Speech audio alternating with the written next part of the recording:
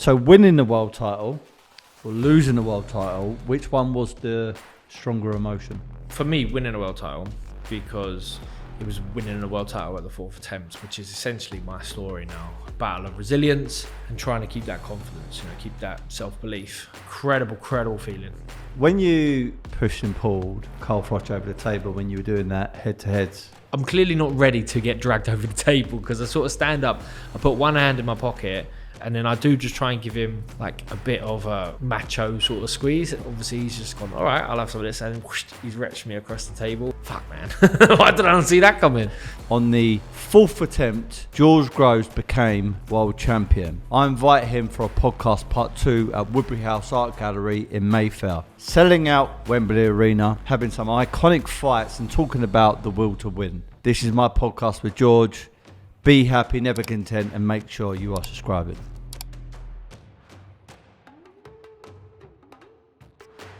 Right, welcome back to the podcast, Steve Sully Study. I've got a podcast part 2 with former world champion George Groves.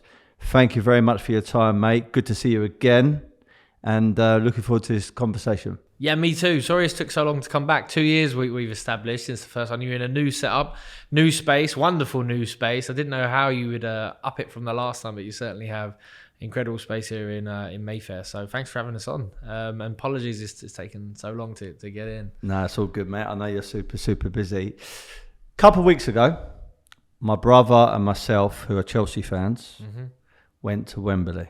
Yeah. And unfortunately, the result wasn't very good against Man City. We lost 1-0. It was quite a competitive game. But I'll tell you the first thing my brother said. We sat down by the halfway line, had really good seats. Looked up and he went, fucking massive in there, isn't it? I went, yeah. He went, I can't believe George Groves sold out this place. And that was the first thing he said to me.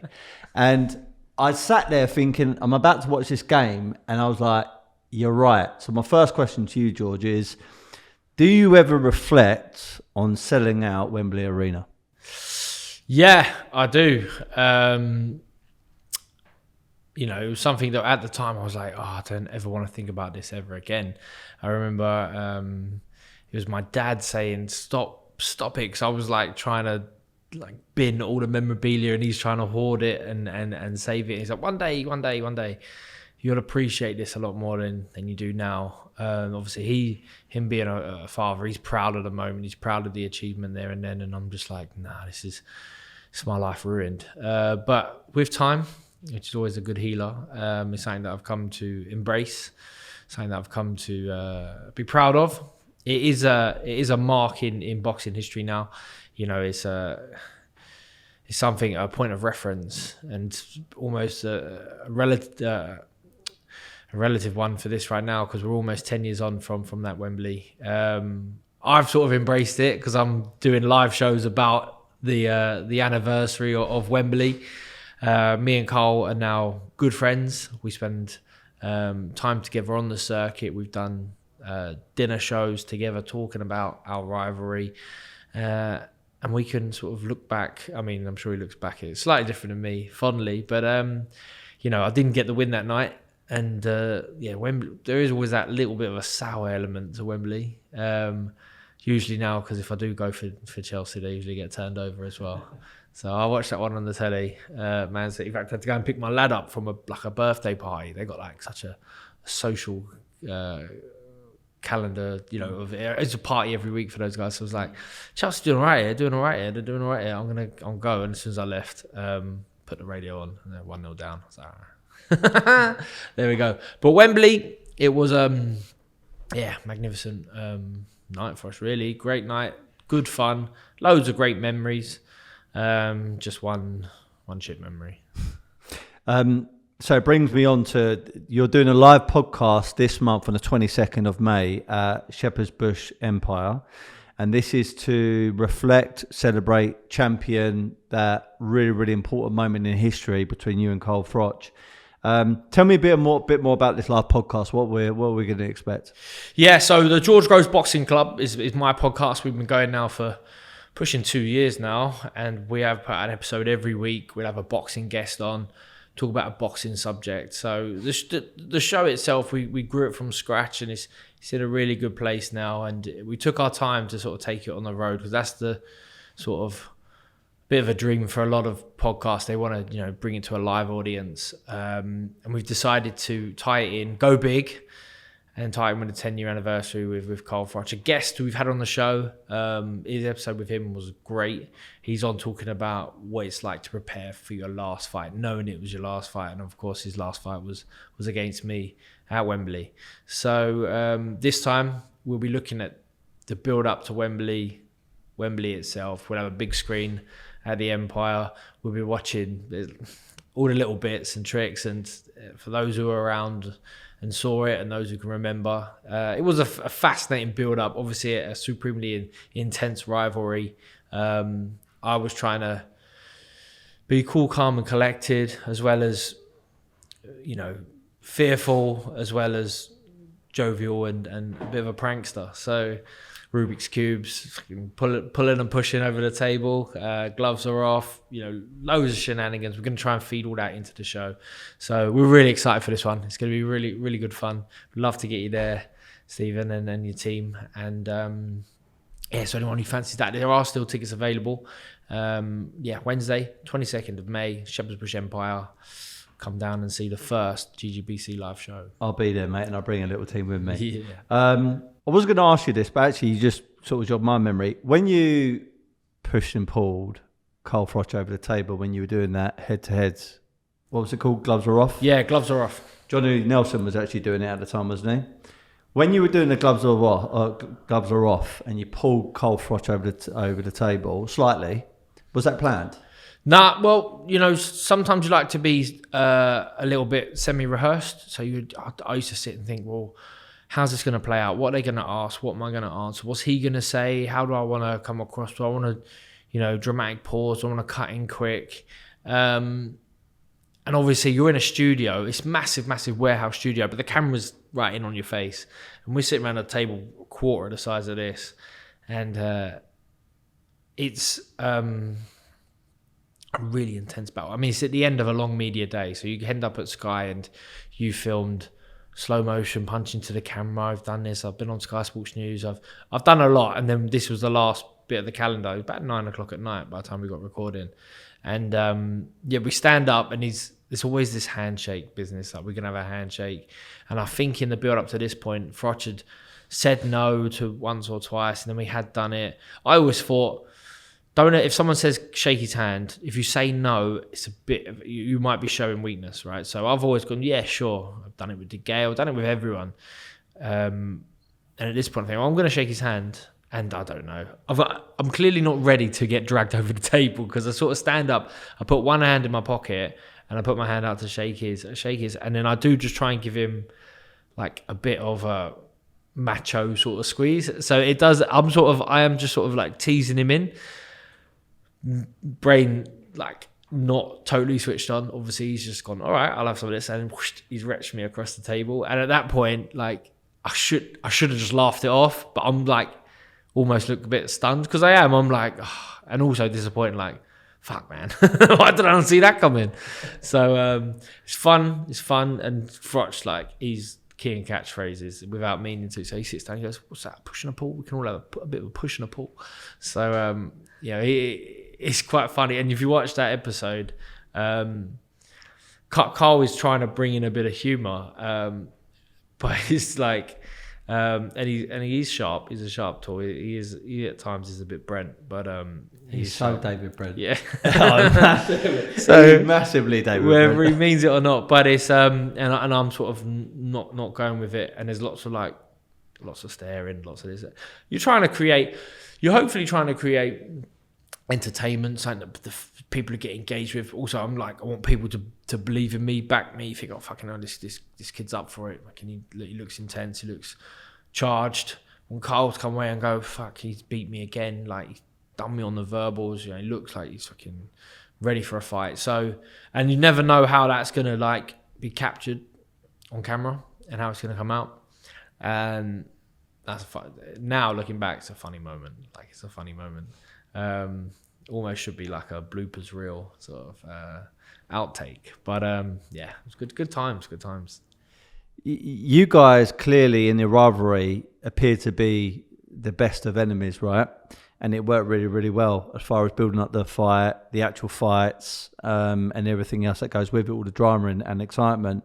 And now it does look like you're almost best mates. But is it as simple as you were enemies, now you're best mates? There must have been a time when you oscillated between. So how did you go from enemies to best mates? Yeah. So yeah, I mean, enemies. Yeah, definitely.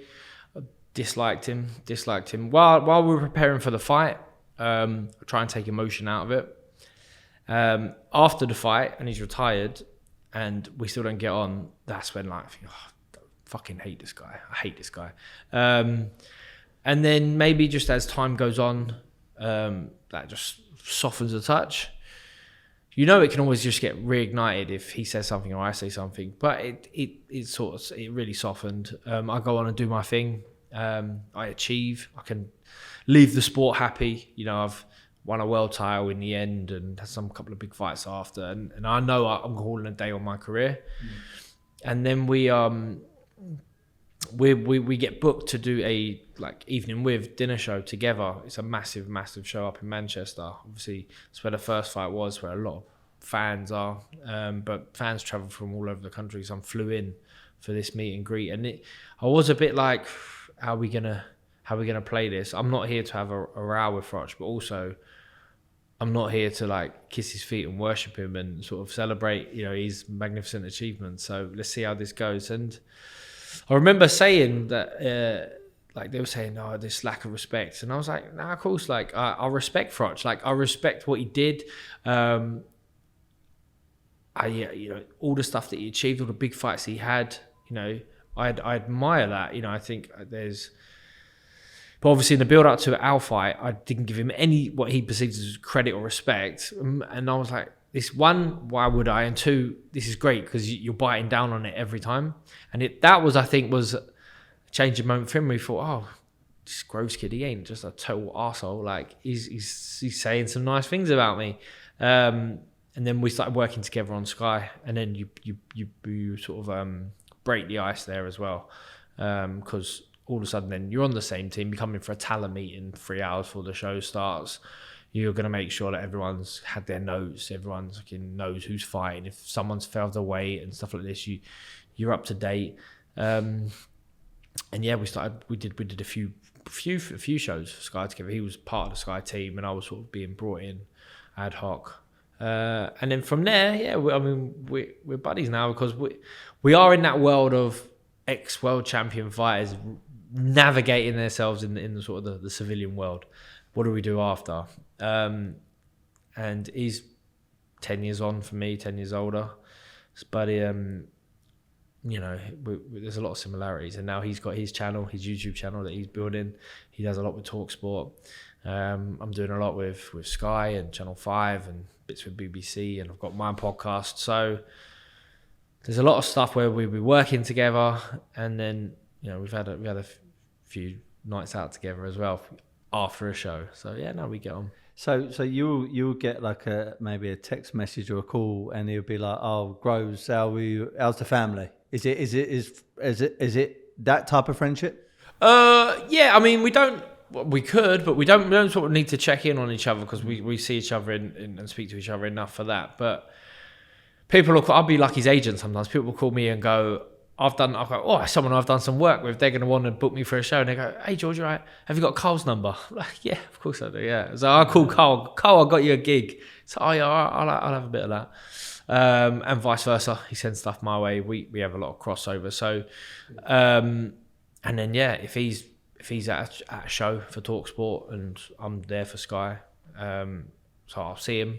And then there was periods where we were doing back-to-back events for like six weekends in a row. So it'd be like, yeah, you're right. And then sometimes I'll be driving home from Manchester. He'll be driving home from Manchester.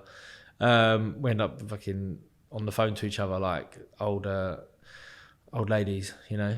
How was that show? That was good, wasn't it? That was funny. That was this. That was that. What about that? What about him? He was fucking weird, wasn't he? So, and then usually I've got to get him off the phone. I'm like, Carl, I'm home now, mate. I've got to get off the phone. So, yeah, but we got bizarrely, a good relationship. And I put it down to just similarities. We're very different people from different parts of the country, different upbringings, almost like him being older than me, different generation, but two ex-fighters in this world of being an ex-fighter where you used to be really important. Now you're important for different reasons, some of the time, to different people. And it's good fun. Yeah. I know you've probably been asked this a million times, George, but I interviewed you for the first time 2 years ago in February 2022. And recapping my own skills and my own questioning, I felt I should have really maybe asked this. Taking you back to the moment you had that first fight and you drop Carl Froch, I think it was like a one and then a right. I think he was slightly cross-legged and he went over. What was going through your mind? What was the feeling the moment you dropped Carl Froch? It's a lovely feeling. Obviously, whenever you drop someone, you're like, oh, yes, that's it. I didn't think he wasn't going to get up. It didn't feel like one of those. I thought he's going to get up from this. And then you're just...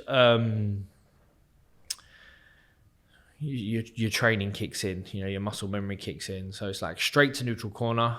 And I always look to my corner, see what they want me to say. And I've been doing that since I was like 12 years old. The WFABC, they say, the kid gets stand, go to your corner, look, neutral corner, and look at your corner. And then they might be saying, like, go to the body, or they might be saying this. So look, and then from recollection, I think it was literally just like a thumbs up from my corner. It's like, as we thought, as we said, and maybe just like stay calm and relaxed.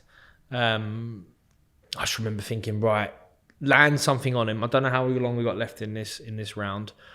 So you come out and you do like really fast, faint twitching, which I usually do anyway. But when someone's been caught and they think something else is going to come, if you're there, twitch. If they do fire, great, because then you're going to be quicker than them.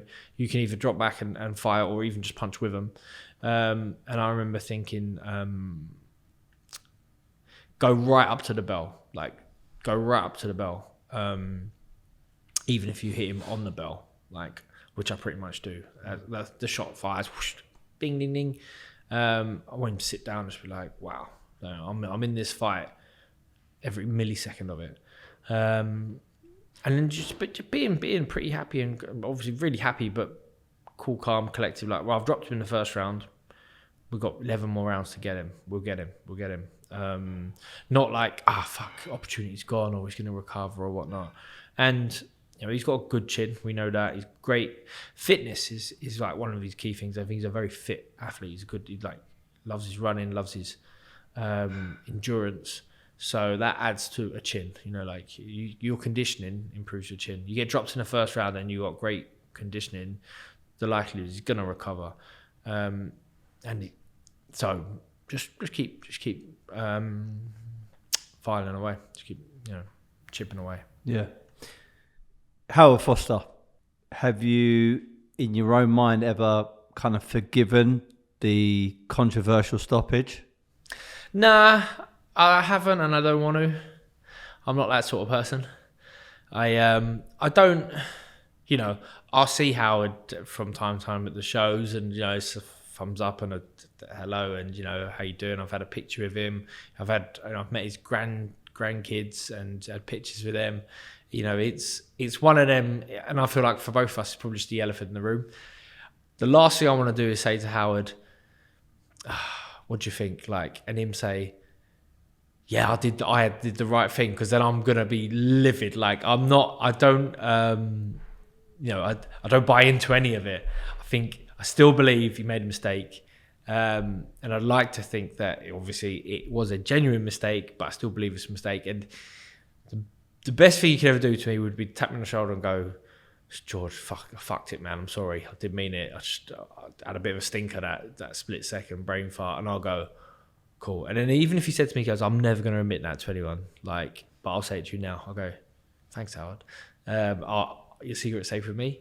But yeah, the risk would be that him say, nah, I saw your legs go, or I looked into your eyes, I think, because then I'm right back in the fight, ready to fucking argue my case. So, but that's, it's just one of them things. I'm obviously biased, but I think it was a horrendous decision. But lots of people will say, yeah, but it created Wembley Stadium, it created this legacy fight, created this career. And if I'd won that fight at Wembley Stadium, then maybe I could buy into that. But just for being a participant in Wembley, it's not enough for me. So, and again, as fiercely proud as I am of both those fights, and what it created for British boxing. Yeah, it's a tough one for me. It's a real tough one for me to swallow. When people win world titles, when football clubs win the Champions League or the Premiership, obviously there's a lot of talk, a lot of hype, and a lot of buzz around those conversations, and they're great. I mean, I could talk about it all day long. But sometimes when people lose these big things, it maybe doesn't get spoke about enough sometimes, or maybe naturally people avoid that conversation because it can be quite uncomfortable. So winning the world title or losing the world title, which one was the stronger emotion? For me, winning a world title, because it was winning a world title at the fourth attempt, which is essentially my story now. A battle of resilience and trying to keep that confidence, keep that self-belief. And I get there in the end. So that's like, I had the low of, Howard Foster stopping that first fight. I had this newfound low, or at least it felt like it. It's hard to gauge, getting knocked out at Wembley Stadium. But then in my third attempt for world title, I'm away from home, I'm in Vegas, I'm fighting on a Mayweather undercard. I'm a favourite, and I get dropped in the first round, get up, and I lose a split decision. And for me at the time, that felt like an even new low, So, but none of it sort of can compare in comparison to finally doing it, finally win. And obviously, I go on. I have a few defences. I lose in the final of the World Super Series against Callum Smith, and that was the least of all those. That would be my fourth loss, and that'd be the least of sort of emotion displayed. But that's because you've already done the journey. I think you've already been on that highs and lows of the roller coaster. You're ready to get off now. But I think it's an incredible feeling. Like the weight of the world has been lifted from your shoulders. Like people understand that. That saying where you feel like you the weight has been lifted, and I certainly had that. There's a lot on the line. Obviously, I felt like it would have been the last chance saloon. A lot of work went into getting that fourth attempt. Probably was never going to be as favourable for me. If it doesn't go now, then it's sort of now or never. And I'd already signed in to go into this magnificent new tournament that had been set up, and the prize money, the purses were already staged out. And I heard from previous conversations that you've had with people, if you had won it, you're going in with a massive paychecks, and could be life-changing sums. If you hadn't won the world title, you go into it with okay money, but it's nothing to brag about. Yeah, exactly. Yeah. So you're going in number one seed, and it was big. I'm bringing a belt. I'm bringing a belt, and at the time there wasn't really a clear number one in the division, but it kind of would have been me. And I felt like I don't care who you put in this tournament. Like at the time, James DeGale was still a world champion. The WBC was supposed to be contested between Anthony Durrell and Callum Smith. I think the WBO was maybe Ramirez, who's now the cruiserweight world champion. But I was like, I don't care, I'll fight any of these guys, but if you want me in first, I'm the one who's going to attract all these names. Then let's do a fantastic deal. And we did, and going in as the number one. But if you get beat, then they still said we've got to place you, but you go in as sort of on the other side of the draw, unseeded, and the fees were different. And people think like, you had that Wembley fight with Froch, you never work again, but it's not quite the truth. If I'd lived an absolute humble life, where I'm from, my dad's a painter and decorator. Like my mum was a mum at home. So we lived on a modest wage in a housing trust house, and if I was the same and I didn't have a fucking mortgage and everything else. So yeah, I mean that money wasn't going to last me forever. So the tournament money was the life-changing money. It was going to be 3 big paychecks, big fights, loads of belts, loads of hopefully history-making occasions, which I'd already been part of. So it was all on the line for me winning that belt. Yeah. I know from our previous conversations, and I know by listening to other conversations, we're not going to talk about the amount of money that you earn in that. We're not going to say George earned 10, 20, 30 million quid or whatever. But conversation I do want to ask you about the money in boxing. It's the same question I actually asked Chris Billings-Smith, who was on a couple of weeks ago. Boxing fans, people that watch athletes on TV, I think there's probably a misconception that if you're on TV, especially if you're an elite fighter, you're probably going to be on millions and millions and millions of pounds every time you fight. From when you was an amateur, I think you had about 75 fights, to turning over as pro, British, you've obviously won the European, went on to win a world champion after your 4th attempt. A small insight, how does the pay sort of start in and around and like the step ups? So if you've got something about you, then you might get a promoter to invest in you. So basically they're spending more on you than you're making to start with. That might be because you're an Olympian with a medal. So you're marketable and you have a value. You might be an amazing ticket seller. So if you're, Johnny Fisher, and you're selling thousands of tickets every time, and therefore you were literally delivering the promoter. If you're selling 5,000 tickets at 50 quid each, like there you go. You can certainly ask for a lot more money, but realistically, even if you're an ABA champion, for a 6th rounder, you're looking at something between £6,000 and £10,000 a fight, if that. And that's for one of the major promoters who might get you out 5 times a year. So 6 round a fight, 5 times a year, you're on 30 grand a year. And you might be one of the best prospects in the country. And out of that, obviously, you've got to pay at least 20% out to a manager trainer. Some people like to now go all in and they'll have a strength and conditioning coach, separate, I don't know, sleep therapist. Like you can, a sports therapist, there's endless sort of options you can go through. Nutritionist, life coach. Yeah. I should have my little book here. And I never really had a lot of that to start with. I mean, I accumulated people as you go through, and you kind of do. It feels like, you got this big entourage, and that was always the sort of the check-in moment. You don't want to be like a diva, but here's my commercial agent, here's my fucking agent, here's my manager, here's my lawyer, here's my conditioning coach. I had 2 conditioning coaches for a little bit because one would be more strength based. Dan Lawrence, who you might have had him on the show. Dan became head of S&C for Matchroom, now living in Dubai. And the other one was Barry O'Connell, who is working with Zach Chelly, British middleweight champion. Okay. So the money will step up once you get to championship level. So if you're headlining on a TV platform for a British title, who knows what that is now? It might be 50 grand, it might be 100 grand, it might be something in the middle, might be less or more. I can't really give you an exact figure, but the whole time I was boxing, really, you fought for what you were worth, because the holy grail was that Matchroom came in and said, right, we'll give you a percentage of profits, so no one loses. If the show makes 500 quid, you get 80% of that. If the show makes 5 million, you get 80% of that.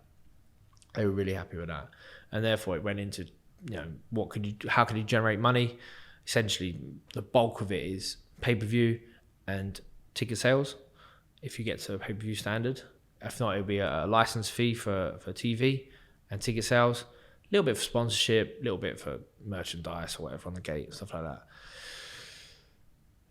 And you can earn millions once you get to the A side of a pay-per-view.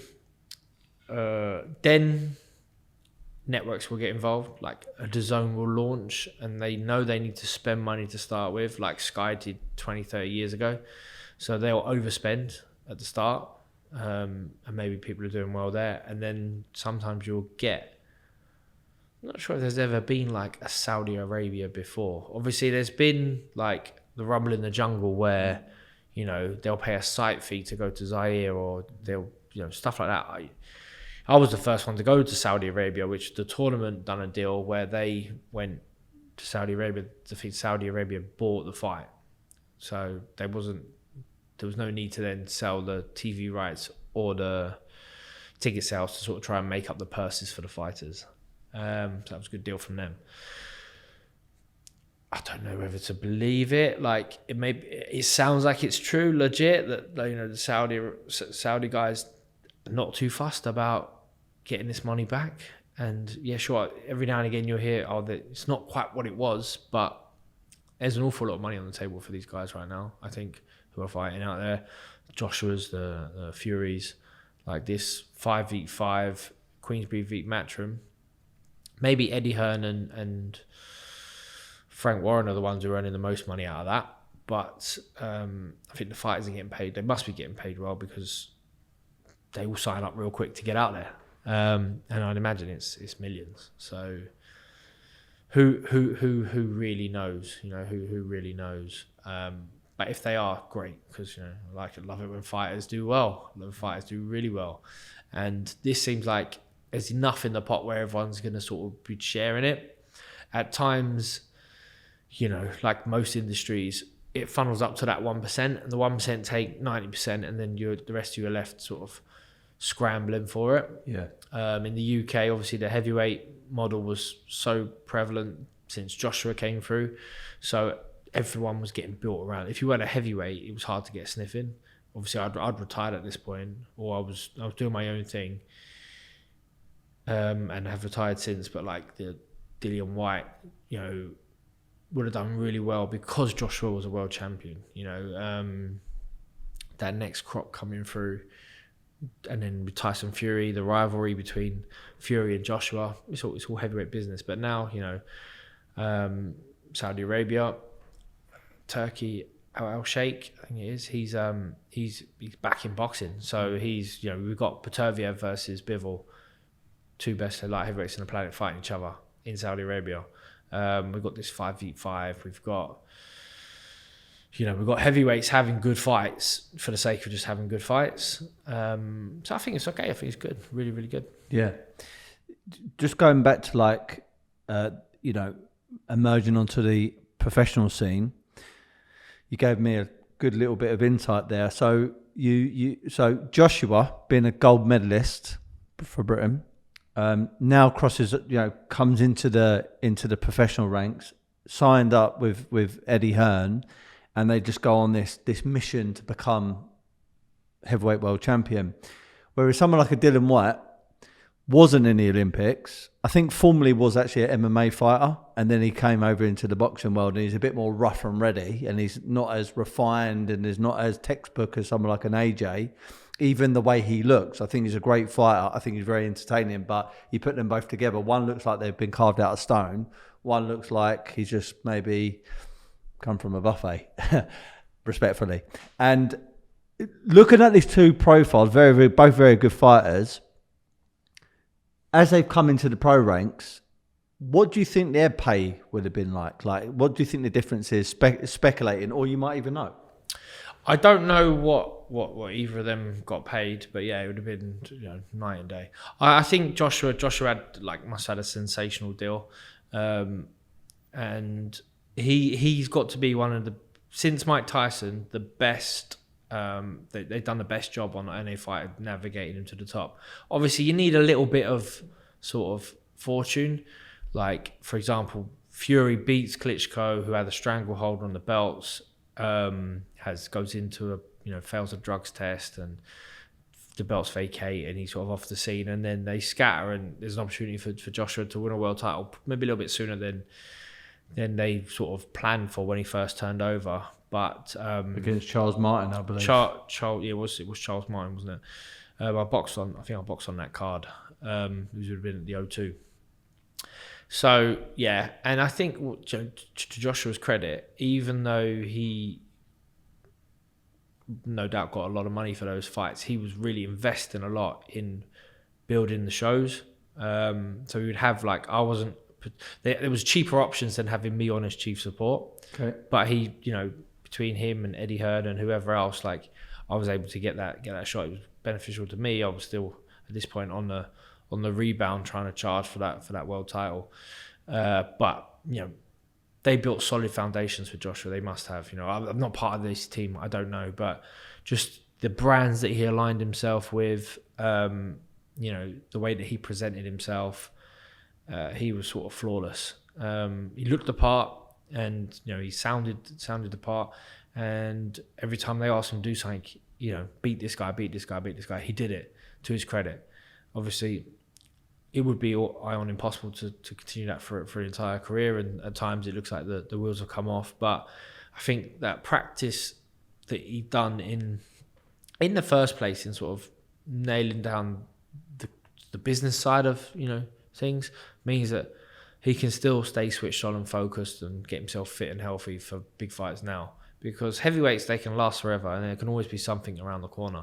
So in his time, he conquered Sky. It seemed like he would almost he might even own a part of Sky at some point. I would not be surprised if he left Sky, when he left Sky to go with DAZN, which would have been through Matchroom and Eddie Hearn, whether he wasn't in for shares there as well, and trying to build that new platform. And then now, with the emergence of Saudi Arabia, he's almost front and center, isn't he?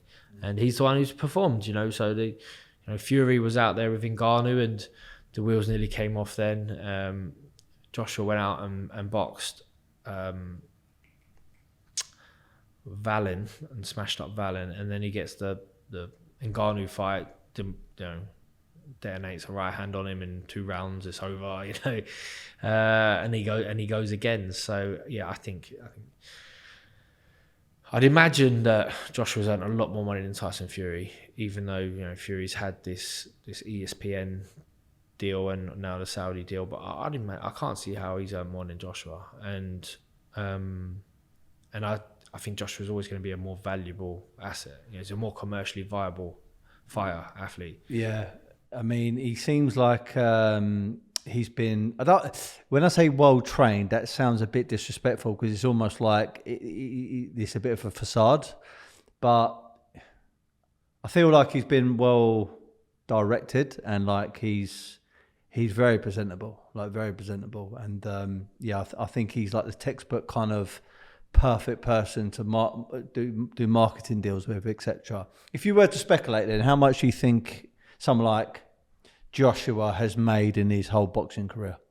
It'd be really hard, wouldn't it? If they said that he got 50, did he get 50 million for that last one? I don't know if he did. Do you know what I mean? But then you're like, well, apparently Fury got 60 million for fighting Ngannou. Yeah, but Fury has said a lot of things that we know are not true. So that's very, very difficult to sort of believe. And maybe the figures ain't quite right.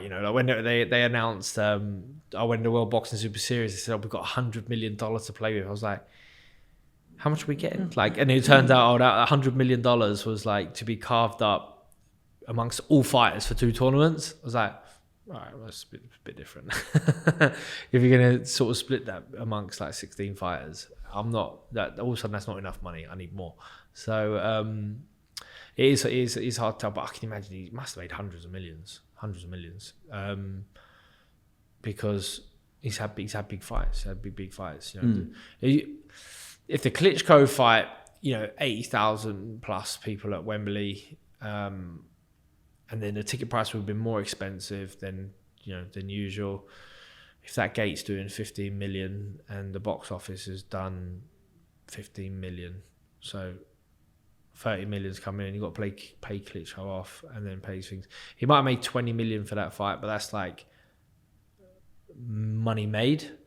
But then once you go to like DAZN or Saudi, where they are investing in you, could be anything, couldn't it? It really could be anything. It'd be fun. Maybe he'll tell us one day. And I believe, you're more likely to believe Joshua there than Fury maybe. Who Fury said he got like 7 million to fight Deontay Wilder the first time, and then he gave it all to charity. I think that's right. And I did think like, 7 million is a lot of money, because like at the time no one was getting that much money as a champion.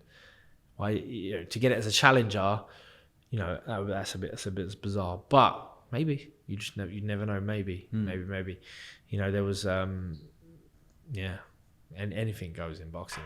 On the note of money, you probably get asked this all the time, George, but is the amount of money on the table for you to ever come out of retirement? You never say never, but if there was, you'd certainly consider it, because you are a prize fighter, and I am, as I say, from like fucking humble backgrounds. My first job on a building site, I was earning 60 quid a day, and sometimes I do go, I know with inflation that, I doubt labourers are getting 60 quid a day now as 17, but I still try and keep that, help me stay grounded. So when I get a gig and I'm like, I can't be fucking bothered to do this today, but I'm like, actually, remember, like, you're getting paid more tonight than you would in 3 months, when you was a kid. So so money sort of always gets you pondering, gets you thinking.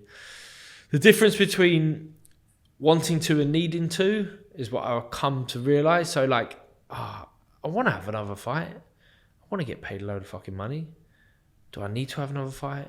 Do I need to get paid a load of money? Like, they're the difference between getting you up at fucking 6 a.m. to go for a run and go to bed hungry. Think about, on a calorie deficit, getting punched in the face. I mean, that's what I haven't done. I haven't been punched in the face since I retired. I've done the odd little, charity spa and stuff like that. And I haven't been hit in the face properly. And I'm thinking, do I want that? Do I want the missus going, stay to you? Like, 'cause my skin's soft now. Like, I would mark up real quick. Had a new nose. That's rock solid. It used to be like nice and squishy. I don't know what getting whacked on the nose would feel like.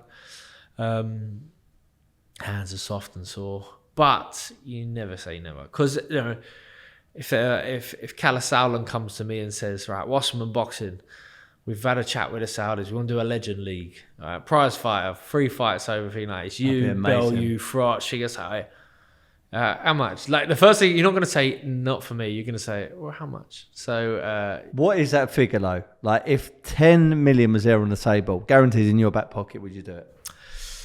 If someone said I'll give you 10 million, I'd have to go away and think about it. Like, and it wouldn't, and I'd probably lean into a yes. I'd lean into a yes. The thing with boxing is there's nothing sacred about it, because there's always a new norm. Like, we love to be protective of it. Frotch will be one of them guys. He'll slate all the YouTubers, but if a fight with Jake Paul came up and there was a good bit of dollar there, absolutely be all over that. So that's the fighter in us, and it is the Wild West. So anything goes. So it's hard to be, you can't be a purist with it, and so as long as you're not trying to sell something that's not true, I'd definitely like to own up to it. But I'm 36 now. I've been retired, nearly over, I think it's over 5 years now. But I don't feel old, so it's not like I'm not Mike Tyson coming out at 58, thinking let's roll back the years. How do you feel about that with Mike Tyson versus Jake Paul? It's an exhibition, and it's under pro sanctions. But in my brain, it's an exhibition. Like, I don't see how the win-win is if Tyson knocks out Paul, it's massive. It goes viral, and it's like it's interesting, it's entertaining.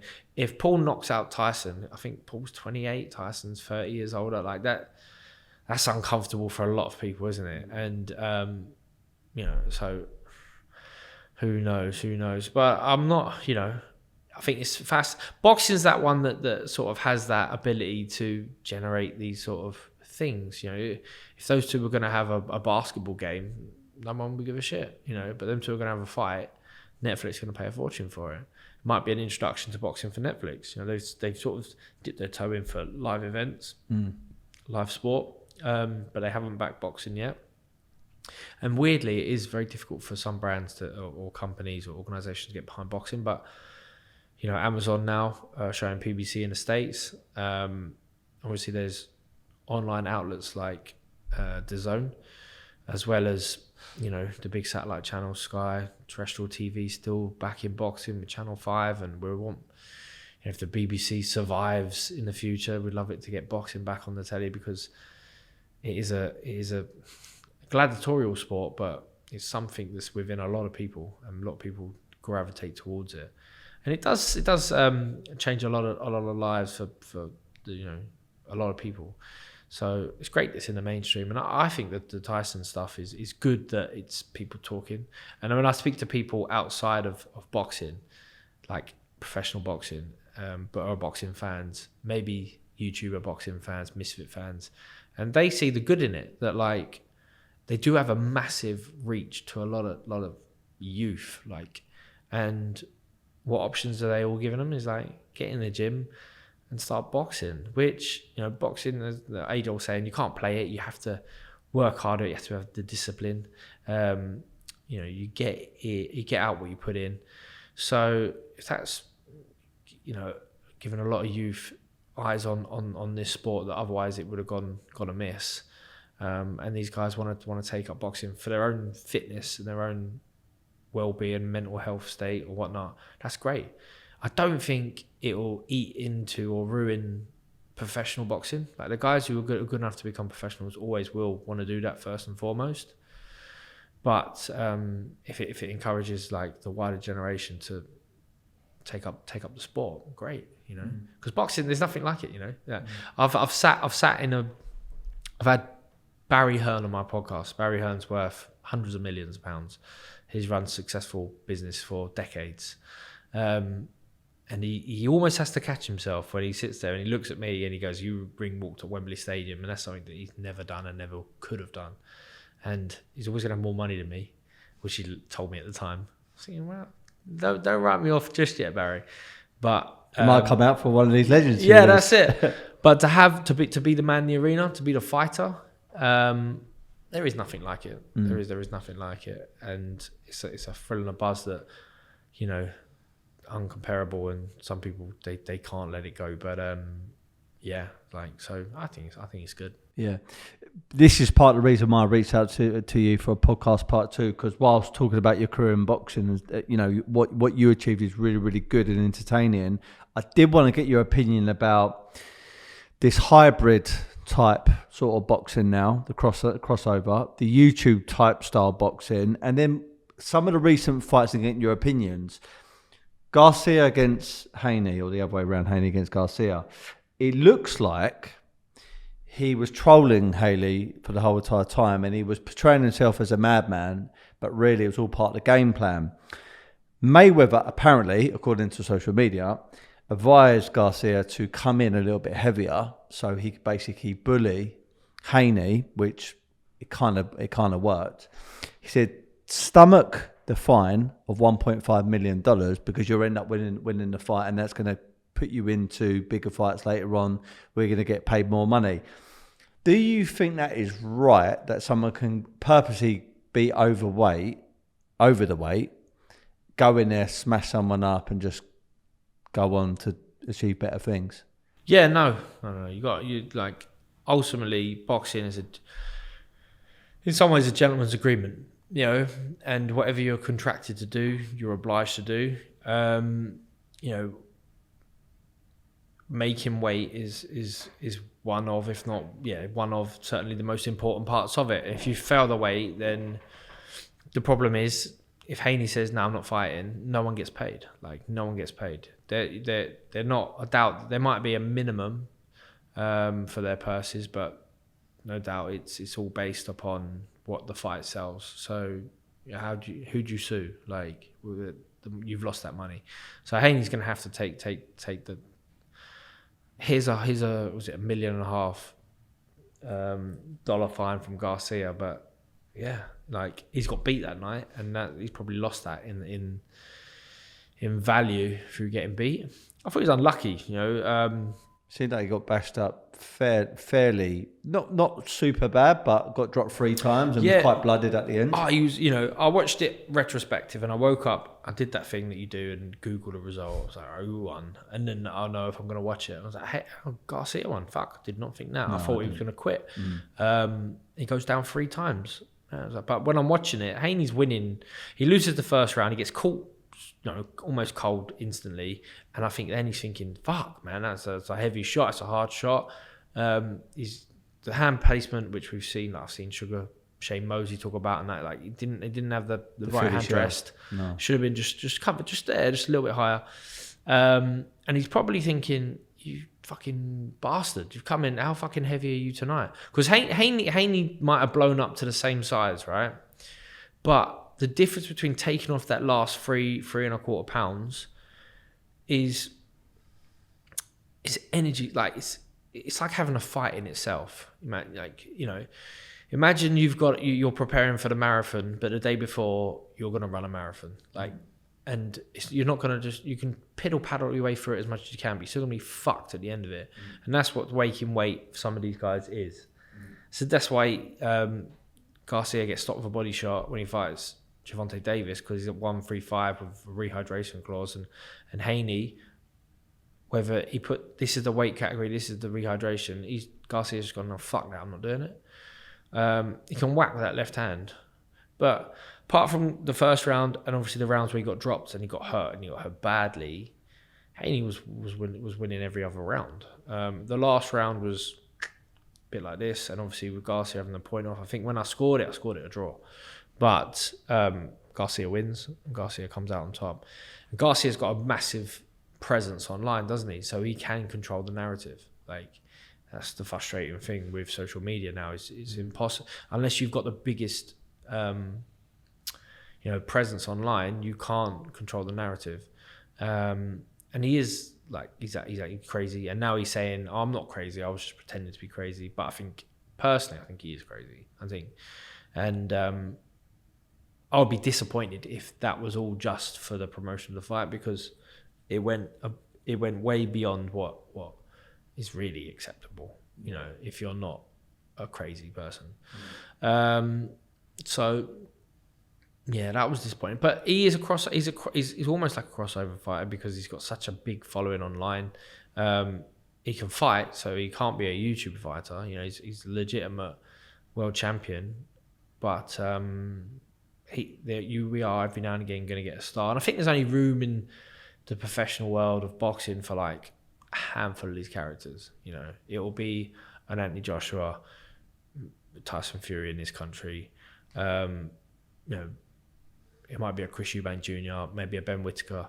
And then in the States, they're usually that and a bit more. So you've got like your Mayweathers, Ryan Garcias, and then there'll be guys at the top, like a Terence Crawford, probably the best fighter in the world, but he's not the same presence online as like... He's quite a reserved individual, Garcia. Isn't he? Yeah. Well, he's just not that person, not that character. Yeah. You know? Canelo Alvarez got massive... His is all through being pound for pound the best fighter in the world for such a long time. Garcia's is not. Yeah. You know, Garcia's is just nifty tricks on the speedball, you know, when he's breaking through. Yeah, yeah. So, and they, you know, they know how to do it. They know it's, you know, they know how to work that game. Yeah. I think the question I was going to ask as well is like, I saw when he promoted that, he said Mayweather told me to come overweight, and I thought, why would someone like him, who is the TBE, the best ever, why would he advise to do something like that? But when I went back, I think he actually come overweight against Marquez when he come out of retirement and beat him. And he was asked a few times in the ring about being overweight, over the weight, and winning the fight, and he just kept on avoiding the question. And I thought, he's not stupid, Mayweather. You know, is that a bit of gamesmanship? Is that a way of him thinking, okay, yeah, I might be criticised for that little bit, but ultimately, if I beat this guy, I'm going to make a load of dough, and it's going to team me up to my next fights. We're going to make a load of dough as well. So, fuck it, let's just go in a bit overweight and let's just dominate the fight. So, as far as the game or business plan, is it wrong? Yeah, it's absolutely wrong. That's absolutely wrong. You know, you got to make the weight. But you know, you're not even allowed to lose that weight now.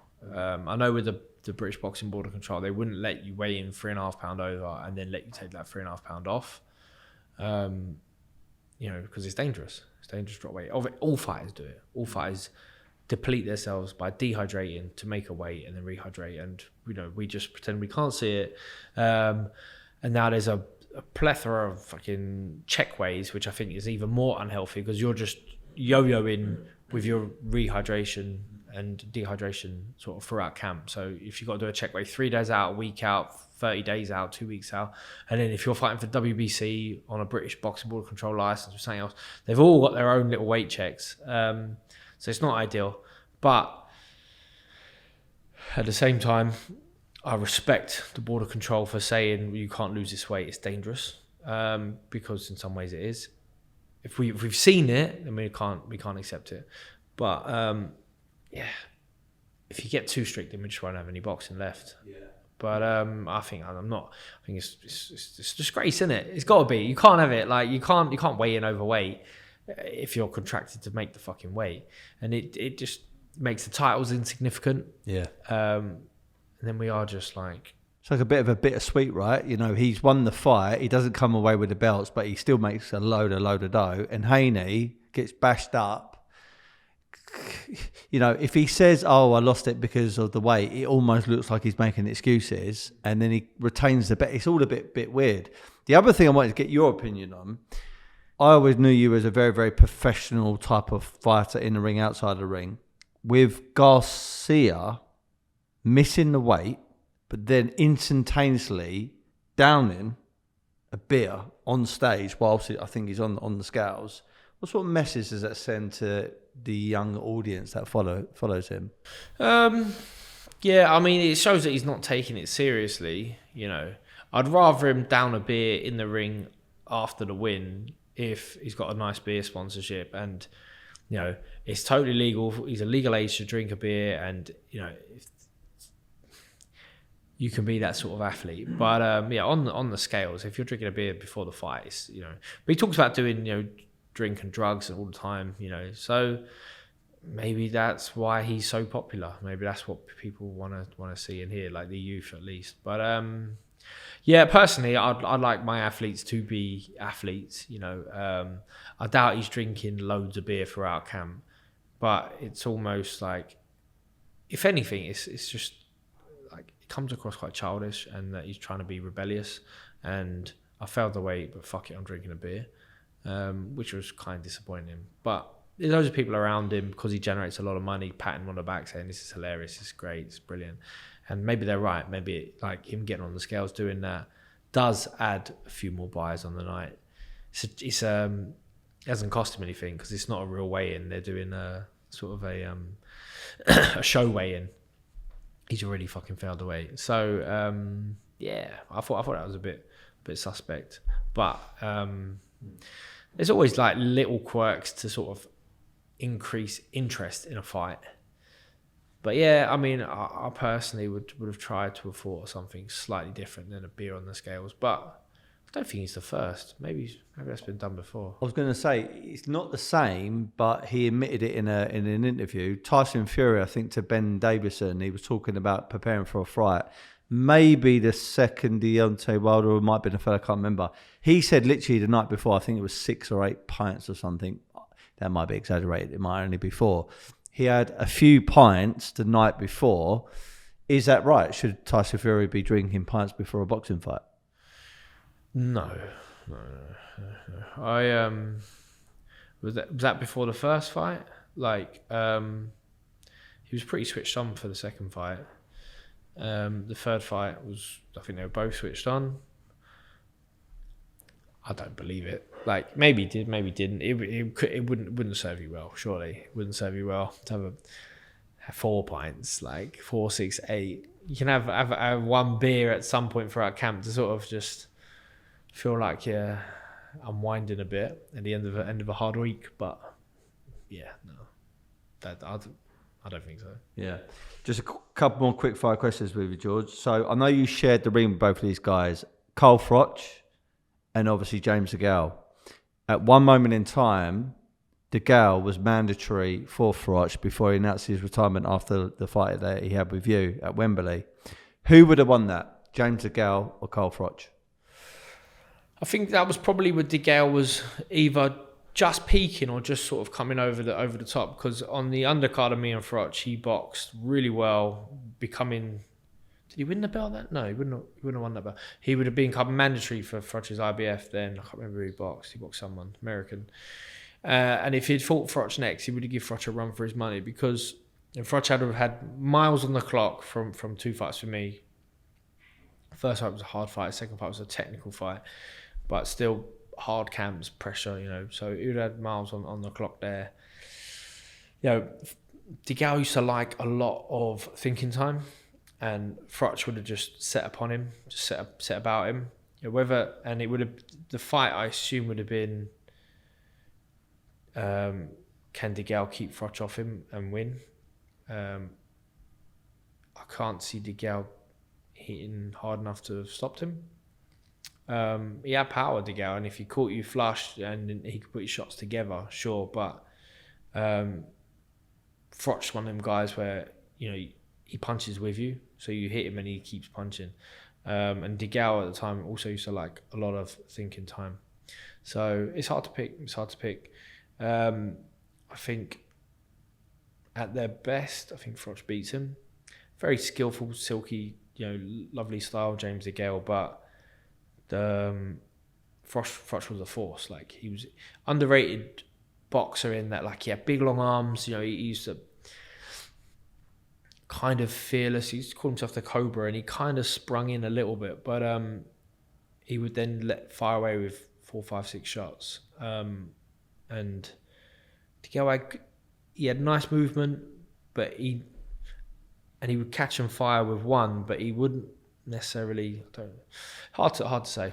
I'll probably pick Froch. Okay. Fury against Usyk. What is the outcome? I think Usyk beats him. I think Usyk stood the test of time a bit better than Fury. I think Fury, he looks in great shape now. Looks in really good shape. Like, he's got himself lighter than he was. Obviously, the Ngannou fight. I don't think that'll be a fair reflection of where he is now. He's going to be a lot better than that Ngannou fight, but I do think that it's been a decade, is it, since he fought Klitschko, and that's probably where he was sort of at his absolute best. He looked awesome in that second fight against Deontay Wilder, but I think Wilder was also, he came in really light. He was a bit, his brain was away with the fairies, and I just think Usyk, coming up from cruiserweight, just steady increments of improvement.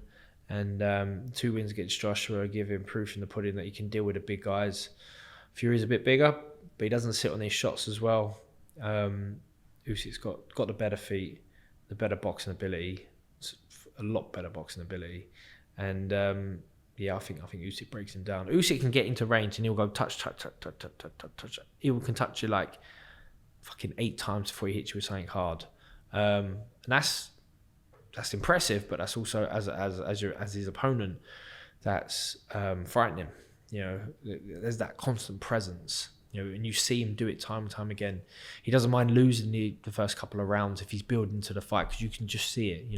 We saw it against Tony Bellew, we saw it against Derek Chisora, we saw it against Joshua, we saw it against Dubois. Dubois, I think, is a fantastic fighter and it's still improving. Almost exhausted at the end of their fight. And it would be mental exhaustion as much as physical, because Usyk's just there and he's peppering away and he'll hit you with that hard one.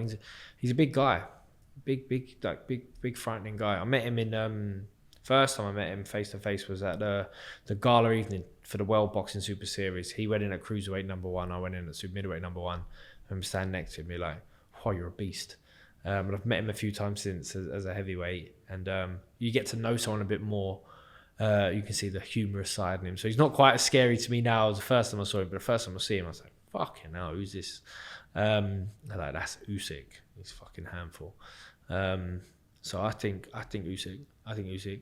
But you never know. Fury has sort of turned what's the words? Turned it on its head from time in the past. Been an underdog and performed But I think at his age now, they're both old, but I think at his age now, with a few years since he's had to really switch it on, I can see Usyk winning. From what you saw, Francis Ngannou against Fury and then against AJ obviously lost both of those fights. One was very, very close. One was out on his feet, just completely knocked out. Do you think Francis Ngannou should maintain a boxing career or go back to MMA? I think he has a value in boxing still, not nowhere near the value he would have had after the Fury fight. He sits in his stance really well. He's a lot better than a 2-bout novice pro. I thought he had a really good chin, and I still probably think he does. But and Joshua, 17 stone, Hitch has a free shot on you where you're standing southpaw. Like, you got no fucking chance, have you? But whether he wants to come back and there's a value for him to fight a Zhele Zhang or a Deontay Wilder or any of these guys, the Saudis will pay for it, then I don't see why he wouldn't do that rather than going MMA where the money will be nowhere near the same. He's not a young guy, is he, Ngannou? I think he's in his late 30s. So he'll, no doubt, I think he'll stay in boxing if he can, if there's a value for him. But does he fight like a Daniel Dubois, or does he fight, like an absolute gimme, a butter bean, like someone like that? I don't know. But I think he stays in boxing. Yeah. I'm not asking you to compare all these fights, George, but overall, Queensberry versus Matchroom, Frank Warren against Eddie Hearn, the 5v5, who prevails out that tournament?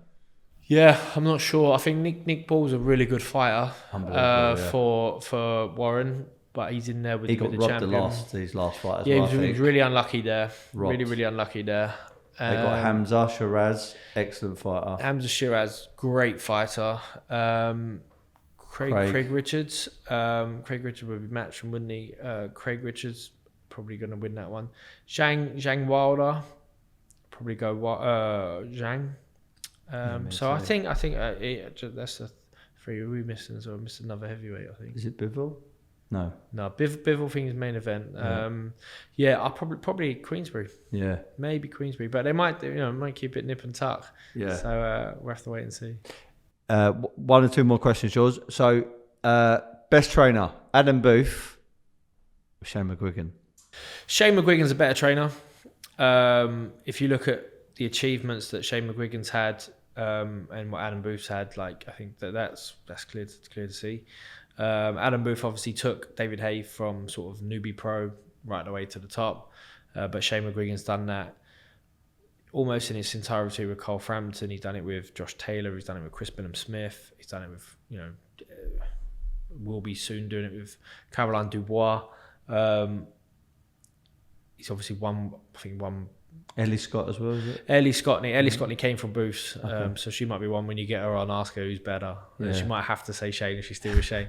So, but Adam Booth was a great coach, a very, very good coach. At the start of my pro career was really good. You've got to fit Shane. You've got to fit the Adam Booth sort of mold. You've got to be able to fight that way, and if you can't, obviously, he just can't get it out of you. But if you're like a David Haye, like me, Ryan Burnett, Josh Kelly, like, you've got to be quite explosive sharpshooter, but he's had, obviously he helped Andy Lee get to the summit, win a world title. So he's a good coach, really, really good coach. Shane just had, for me, a little bit more adaptable and knows a little bit more about boxing. But he's been involved in boxing since he's a kid. He's got his dad there who has lived and breathed it.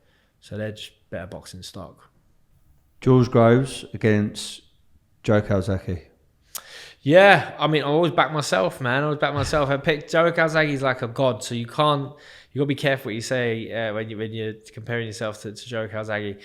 What would you have been in with? Someone who can throw hundreds of punches around, phenomenal engine, good power, amazing hand speed, great ability to cut off at the angles.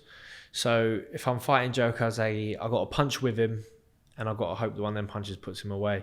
He's been on the floor before, as have we all. So I'd hope that I'd catch him and he wouldn't get up. He's not small, Joe. I stand next to him, and he's a big guy who's been a big super middleweight with a fantastic record, and clever, like well managed. You know, if you remember back at the time, there was a lot of fights that he had to postpone and cancel and pull out of because he knew he wasn't right for him, injuries or whatnot, and then got Jones and Hopkins at the right time. And some people will say that they were really close fights, but he's the guy who came out 46-0. So but I would have loved to have had the test. You know what I mean? I'd love to have had the challenge with all of them. You know, Nigel Benn, Chris Eubank Sr., Joe Calzaghe, you know, Steve Collins. I'd love to have fought more, but you know, that's a different era. I know you're going to say you're going to back yourself, but I'm just intrigued. George Groves against Andre Ward, George Groves against Canelo Alvarez, and George Groves against one that I've really thought at some point was going to happen, Billy Joe Saunders. Yeah, no, I'll beat them all. Who's the toughest out of those guys? Andre Ward, surely. Yeah, Andre Ward. So Andre Ward, you know, fantastic fighter. You know, he's trying to switch you off. Do you know what I mean? Negate everything you do well, but you got to land some stuff on him. You got to land something heavy on him. I think, fortunately for me, I got good power. Like I could hit hard. So people always had to respect the power. And then I would be efficient with what I did, and I had a really good jab. So I could try and set everything up off the jab and then just bomb in that right hand and hurt him. Alvarez, I'd have a lot of height on him. So, and Billy Joe Saunders. So Saunders is southpaw, lightning fast hands. So you got to punch with him. But I think I'm too big for him and hurt him. It was a time when he went up to super middleweight just after I retired. So maybe if I'd carried on, our paths would have crossed.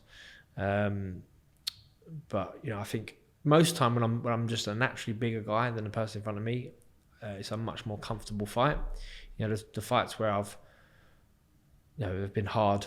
Callum Smith, you know, Badu Jack, even like Brasse. So like the guys where I'm punching up at them, slightly different.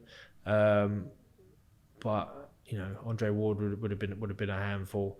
Canelo Alvarez, you just got to just keep him honest. Bang that jab in his face and then whack him, and don't give him any free shots. Yeah,